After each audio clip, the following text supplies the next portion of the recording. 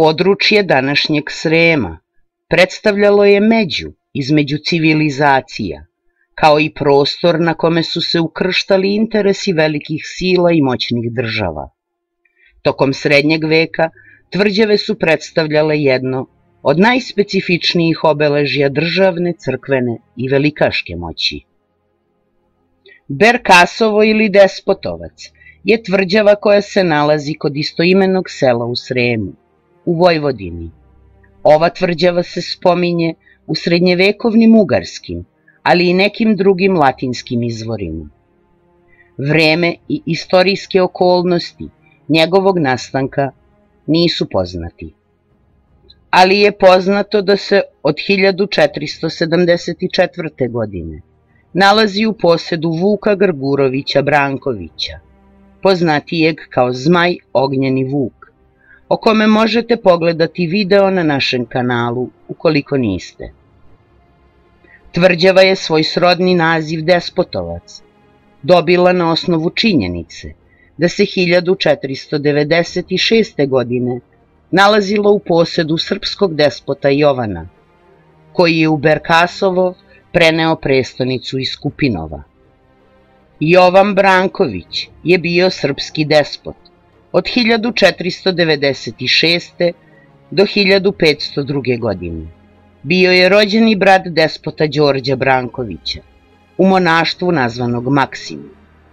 Oni su sa majkom Angelinom, na poziv ugarskog kralja Matije Korvina, došli u Srem posle pada Despotovine i prvo se nastanjuju u Kupiniku.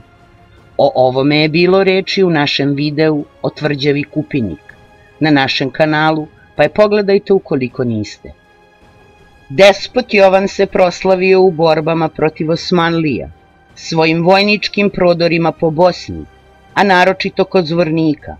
Pripremao je opsežne planove u borbi protiv Osmanlija, ali ga je smrt u tome sprečila 1502. godine. Despot Jovan je poslednji srpski despot iz vladarske dinastije Branković, koji su bili legitimni naslednici svetorodnih Nemanjića i prihvatili su sektitorstva Hilandara i ostalih srpskih svetinja, čuvajući srpski narod i pravoslavnu veru. Despot Jovan je bio oženjen Jelenom iz porodice Jakšić i imali su 5 kćeri. Posle Jovanove smrti Jelena se preudala za Ivana Berislavića, kome je ugarski kralj 1504. godine dodelio titulu srpskog despota.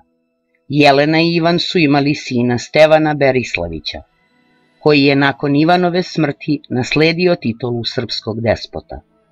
Ovde bih takođe skrenula pažnju na podvale zvanične istorije, koji Jeleninog drugog muža nazivaju Ivaniš, pod uticajem Mađara, koji su skloni promenama imena srpskih velikaša, a u čijim spisima danas ne može da se nađe jasno poreklo ugarskog kralja Matije Korvina, sina Srbinjanin Janka, koji je i po ocu i po majci Srbin. Ali vratimo se na tvrđavu Berkasovo, koja je zadesila sudbina celog Srema. Ovu tvrđavu su Osmanlije osvojile 1526. godine, a za vreme carice Marije Terezije grad je sasvim razoren, i to sa namerom. Od njegove građe su podignuti drugi objekti, rimokatolička crkva u Berkasovu i Kukujevcima i dvor unijatskog vladike u Šidu. O ovom utvrđenju tlocrt je ostavio grof Marsilj, koji je video ostatke nekadašnje tvrđave, po njegovom crtežu iz 1726. godine.